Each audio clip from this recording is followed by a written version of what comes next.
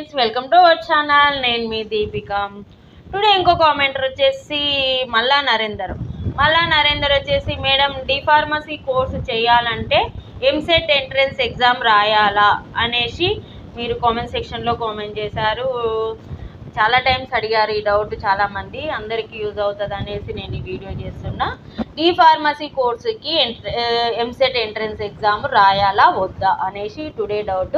ఈ డౌట్ నేను compulsory clear చేస్తాను. ఫస్ట్ టైం ఛానల్ చూసిన వాళ్ళైతే సబ్స్క్రైబ్ చేసుకోండి, బెల్ ఐకాన్ మీద క్లిక్ చేయండి, మీ ఫ్రెండ్స్కి రిలేటివ్స్కి షేర్ చేయడం అస్సలు మర్చిపోదు.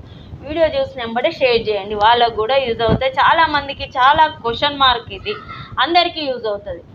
అందుకనేసి డి ఫార్మసీకి ఎంసెట్ ఎంట్రన్స్ ఎగ్జామ్ అవసరమా అంటే అవసరం ఏం లేదండి. ఎంసెట్ రాయాల్సిన అవసరం లేదు. డి ఫార్మసీ కోర్స్ చేయాలంటే 2 years కోర్సే. ఇది చాలా వీడియోస్ చేసిన డి ఫార్మసీకి సంబంధించినవి, నేను సిలబస్ చేసిన, క్లాసులు చెప్పిన, అసలు ఎలా జాయిన్ అవ్వాలని వీడియో చేసిన, కోర్సు గురించి రీసెంట్గానే నేను డి ఫార్మసీ కోర్సు గురించి చేసిన అనమాట.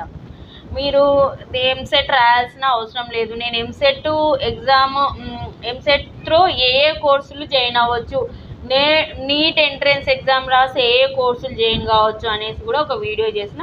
ఆ వీడియోస్ అన్నీ చూడండి. మీరు సబ్స్క్రైబ్ చేసుకుంటే మీకు అన్ని నోటిఫికేషన్స్ వస్తాయి, అప్పుడు చూడొచ్చు. అట్లా మీకు డౌట్స్ అనేవి రావు. మల్లా నరేందర్, ఇది నీకు చాలామందికి డౌట్ ఉంది. డి ఫార్మసీ కోర్సుకి ఎంసెట్ ఎంట్రన్స్ ఎగ్జామ్ అవసరం లేదు. ఎంసెట్ ఎంట్రన్స్ ఎగ్జామ్ రాయాల్సిన అవసరం ఏం లేదు. ఓకేనా నరేందర్, నీ డౌట్ క్లియర్ అయితే కామెంట్ సెక్షన్లో వచ్చి నాకు కామెంట్ రిప్లై ఇస్తే మీకు రీచ్ అయింది అనుకుంటాను. ఇంకా సబ్జెక్ట్ రిలేటెడ్ డౌట్స్ ఏమున్నా కూడా కామెంట్ సెక్షన్లో వచ్చి మీరు అడగొచ్చు. నేను కంపల్సరీ వీడియో రూపంలో మీకు షేర్ చేస్తాను అనమాట.